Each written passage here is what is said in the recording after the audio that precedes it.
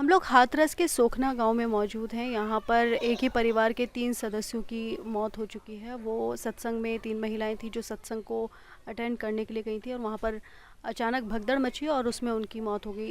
इस परिवार के सदस्य हमारे साथ हैं और हम इनसे बातचीत करेंगे कि आखिर ये घटना कैसे घटी और उन्हें कब इसके बारे में इन्फॉर्मेशन मिली और इसके बाद इन लोगों ने क्या कुछ किया और प्रशासन ने किस तरह से इनका सहयोग किया है इस पूरे मामले को लेकर। आपके परिवार में कौन कौन गया था उस सत्संग को अटेंड करने के लिए और कब से आप लोग बाबा को फॉलो कर रहे थे? हमारी माँ जाती थी। माँ से भी मना करते थे, उनका पैर भी टूटा हुआ था, नहीं मानती थी। माँ से ज़्यादा कुछ नहीं कह सकते थे, कहते तो वो हमारे पे ही चढ़ेबाजी कर लेती। 5-6 साल से वो जा रही थी। फिर हमारी घरवाली से कहने लगी, 1-2 बार लेके के भी गई है हमारी घरवाली को कि चल चल। मैं मना करता था, फिर मुँह तो पीछे लगा लगी, अरे वो चल आ जाएगा तो जान देगो ना, बान के फ़ोन कर लें दो, वो पूछ लें दो पहले कि वो जान देगो ना, फिर तो फ़ोन भी ना करन दो। और यहाँ भगदड़ मच गई है सत्संग में, तो मेरे चल लला ने मोहल्ला में यहाँ सुनिए कि ऐसे ऐसे बात है। अम्मा को फ़ोटो आएगा मोबाइल में, उसने देखी कि अम्मा ख़त्म है गई है, इनने मेरे पास फ़ोन कर दो। मैं यहाँ था नहीं, बरेली था, 2 दिन पहले ही गया था काम धंधा देखने के लिए वहाँ पे। तो दूसरे दिन पर इनने खबर करी, मैं आ गया। 4-5 घंटे रास्ते में लगे मुझे। मेरा भाई था वो उसके पास गया, ये भी काम वैसे करता था, इसलिए भी ढूला पूड़ी 4 लोग घूमते फिरते 4 लोग। खबर आई, मेरी माँ, मेरी बेटी और मेरी पत्नी, ये 3 लोग गए थे उसमें। 3 लोग जो है भगदड़ वहाँ मच गई। मैं बरेली में था, तो वहाँ पे इनने देखी, यहाँ पे खबर करी, मोहल्ला में सुनी, तो पापा ऐसे ऐसे बात है, अम्मा का ख़त्म हो गई अम्मा। मेरी पत्नी का और उसका कुछ ही मालूम नहीं।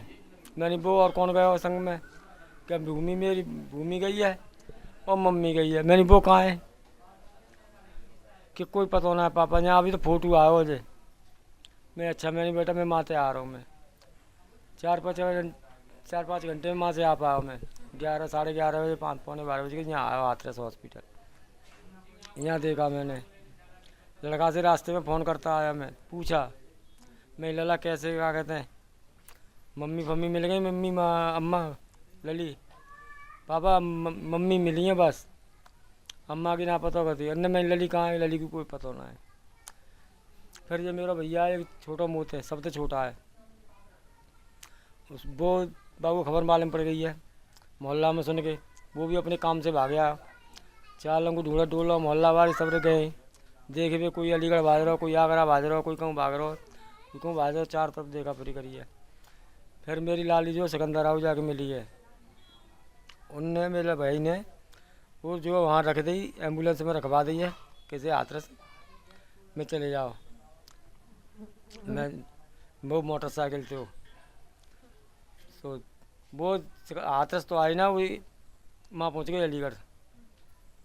अलीगढ़ से फिर 2-3 घंटा पीछे, जब ना आई 1-1.5 घंटा में, मैंने कि तो इनने फ़ोन करो आप क्या कहते हैं, बुक आई ना आई। हमने यहाँ तक बताई कि ना यहाँ तो कोई आओ ना है, इन बाल कर नहीं बताई। मैं तो हथू ना वहाँ पे पहुँच ना पाया।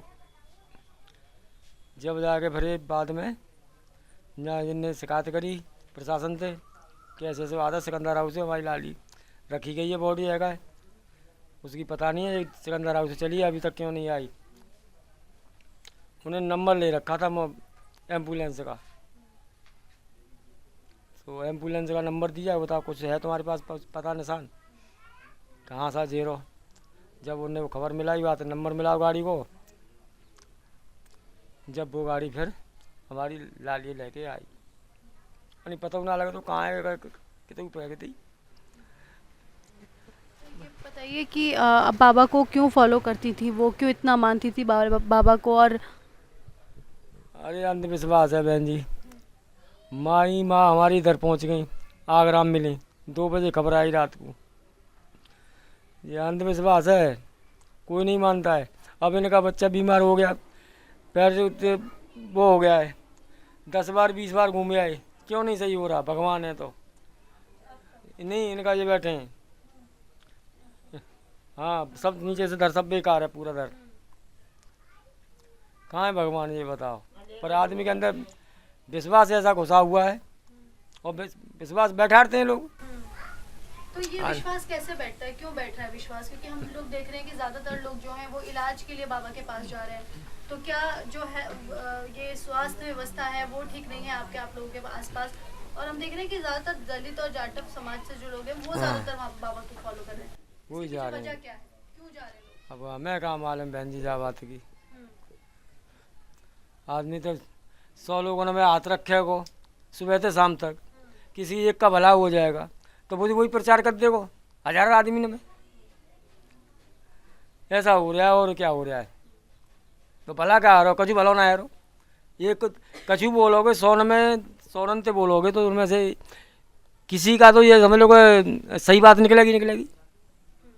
आप कभी गए हैं बाबा को देखा है कभी? हाँ मैंने देखा है बाबा को। क्या पहनते हैं, क्या करते हैं वो? पैंट शर्ट किस तरह के? का सफ़ेद। सफेद रंग। हाँ सफ़ेद रंग के पैंट शर्ट पहनते हैं।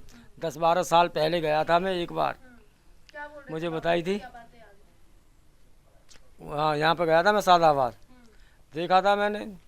मेरी कुछ समझ में नहीं आया, ना मेरी समझ में आया उनका, तो मैं नहीं गया उस दिन से। क्या बोल रहे थे बाबा? क्या क्यों लगा कि वो फेक है या फिर वो झूठ है? क्या समझ में नहीं आया? कोई अपनी मर्जी से काम करता था तो डांट मारते थे, हटाओ उसको। और मर्जी से क्या काम करते थे? जैसे नाच गाना कोई कर रहे हैं वहाँ पे ऐसे तो फटकार लगाते थे। मैंने कहा ये कहाँ बाबा, इन्हें तो अपना पैसा चाहिए। पैसे कैसे लेते थे वो लोगों से? क्या जरिया था पैसे लेने का? नहीं किसी पैसा कुछ नहीं लेते पैसा थे। नहीं लेते थे। तुम्हारा किराया भाड़ा अपना जो तुम खर्च करके जा रहे हो वही तुम्हारा होता है। अगर ये चीज़ें ऐसे खरीदोगे तो पैसा खर्च होगा तुम्हारा। तो ये सब किसकी है, बाबी की तो हैं और किसकी हैं। ये सब सत्संग में बनता है, हाँ मिलता है, खरीदते हाँ हैं। हाँ बस उनका ही ये है। वाला जो सत्संग हो रहा था क्या इसमें भी हाँ इस तरह के हाँ सब लगे हुए थे? लोग खरीद रहे थे? उनके फ़ोटो वगैरह बिकते हैं। अच्छा। हाँ पेन है, लॉकेट है, ये ऐसी चीज़ें बिकती हैं। और उन्हें बनाता कौन है? अब ये मुझे क्या मालूम कौन बना रहा। जी। तो अभी आपके घर का किस तरह का माहौल है, क्या है? क्योंकि आपके घर के पास ही, आपके गाँव घर के पास मेरा ही- तो सब लुट गया बहन जी, मेरा क्या है। जो करवे धरे बारी घर समारे बारी वही चली गई, मेरी लाली चली गई। और को है मैं कहा देखूंगा इन्हें, बताओ इन बच्चे ने काम करवे जाऊंगा इन्हें संभालूंगा। क्या काम करते हैं? मेहनत मजदूरी है मेरी, और क्या बहन जी। आप अपना नाम बताइए मुझे। वर्षा। वर्षा जी, मुझे ये बताइए कि आपकी जो सास थी मतलब वो कैसे गई सत्संग में और वो क्या कहती थी सत्संग में जाने के लिए, क्या कुछ? वो कहती तो कुछ नहीं थी। हमारी सास वो जिद करती थी जाने के लिए कि मैं सत्संग में जाऊंगी। उनका गोड़ भी टूटा था, उनकी गोड़ में रॉड पड़ी थी, पिछले साल उनका ऑपरेशन करवाया था हमने। वो उनसे भी मैंने मना किया था, मैंने मम्मी जी आपके गोड़ में लग रही है तो तुम मत जाओ। वो कह रही थी तू भी चलना और मैं भी चलूँगी, 2 तारीख का सत्संग है सिकंदरा। मैंने कहा कि नहीं मैं नहीं जा रही। मैंने कि तुमको जाना तो तुम चलिए, तुम ही मानती हो इन लोगों को। मैंने कि मैं नहीं मानती। मैंने कि पूजना है जिस भगवान को वो घर बैठ के ही पूज सकते हैं, ज़रूरी नहीं है वहाँ पे भी जाना पड़ेगा। तो मैंने उनसे मना कर दी। मेरे मामा जी का फ़ोन आ गया तो मुझसे कह रहे थे कि बेटा तुम यहाँ पे आए, तो मैं वहाँ पे चली गई थी। और मेरी जेठानी है वो तो जाती ही नहीं थी कभी, वो तो थोड़ी तस्वीर लग रही थी घर पे उसको ही थोड़ी बहुत पूज लेती, जब जो हमारी सास कहती थी कि पूज लो इनको, तो बस ऐसा कुछ। और उस दिन तो जा भी नहीं रही थी, बोल रहे थे बच्चे मम्मी जी नहीं जा रही हैं, अम्मा जी साथ में ज़बरदस्ती ले गई। बेटी थी उनकी, वो भी जा नहीं रही थी। अम्मा जी मैं नहीं जा रही कि मैं पढ़ने जाऊंगी स्कूल में, मेरे स्कूल खुल गए 1 तारीख से। तो कह रही थी कि बेटा पास में हो रहा है सत्संग तो चलो साथ साथ सबरे घूम आ रहे हैं, तो वो भी चली गई साथ में ज़बरदस्ती। हाँ पड़ोस से 200 रुपये उधार लेके गई थी जब सत्संग करके आई। नहीं किसी को नहीं पता था। मेरे जेठ जी हैं वो भी बाहर काम देखने गए थे, मैं अपने मामा के घर चली गई थी, और मेरे हस्बैंड है वो भी काम पे चले गए थे, और मेरे बड़े वाले जो जेठ होते हैं वो भी अपने काम पे चले गए थे। ये 2 बच्चे रह गए थे उनके बस, घर पे कोई नहीं था। तो अभी मतलब गांव से कितने लोग गए थे आपके यहाँ से, और किस गांव से तो काफ़ी लोग गए थे, और जो लेडीज़ वगैरह जाती हैं जो भान वगैरह करके। कुछ भान गया था क्या? हाँ, अब ये तो पता नहीं है, वो तो उनको पता होगा जो लेके गए थे बांध करके।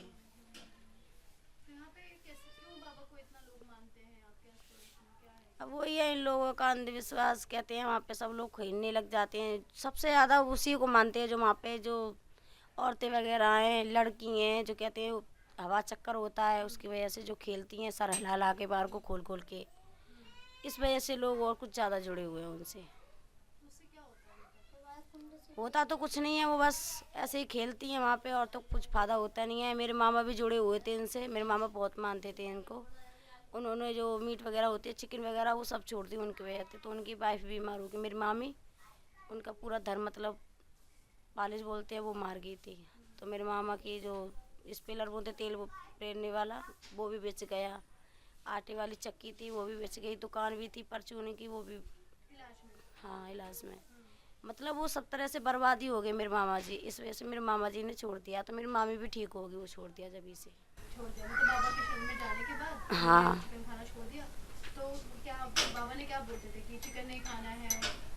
वो तो कुछ नहीं बोलते थे, वो तो यही सिर्फ सुना है मैंने कि जो कहते थे जो तुमको पसंद आए काम खाना वगैरह जो तुम खा सकते हो कर सकते हो वो। तो अभी बताइए कि आपके घर में इतना बड़ा हादसा हो गया है, अब उसके बाद आपके घर की व्यवस्था और ये सब किस तरह से बदल गया? अब हमें तो पता नहीं अब क्या करेंगे। अब तुम तो बस यही हो गए, तुम ही पहुंचा सकते हो हमारी आवाज़ उनके पास कि ये 2 बच्चे हैं, मेरे जेठ जी है, भाई काम करके लाएंगे कि इन बच्चों को घर के लाएंगे, इनकी तो पढ़ाई भी मारी जाएगी, इनकी माँ है, मैं चाची हूँ इनकी। तो मेरे बोलते हैं भाई भाई में तो किसी में नहीं बलती है। तो मेरी सास ने पहले से ही सबके घर मकान अलग अलग बनवा रखे थे। तो अब मैं बच्चों के पास रहूँगी, पलंग भी थोड़ा बहुत जाऊँगी तो इनके पास कौन रहेगा। तो मेरे जेठ जी बाहर काम करने जाएंगे, इन बच्चों को कौन देगा, इनकी तो पढ़ाई भी मारी जाएगी। तो आपकी सास भी ये सब चीज़ें खरीद के लाती थी पहले? हाँ, जो उन्हीं के हाथ से लाई हुए हैं चीज़। कितनी लाई थी वो कभी खरीद के, मतलब कितनी? मैं तो मानती नहीं थी इन लॉकेट वगैरह को। कई दफ़े लाई, मेरे बेटे के भी नार में डाल रही थी, पर मैंने उनसे ना ही कर दिया। मैंने कि मैं मानती नहीं हूँ तो मेरे बेटे की नार में मत डालो इन चीज़ों को।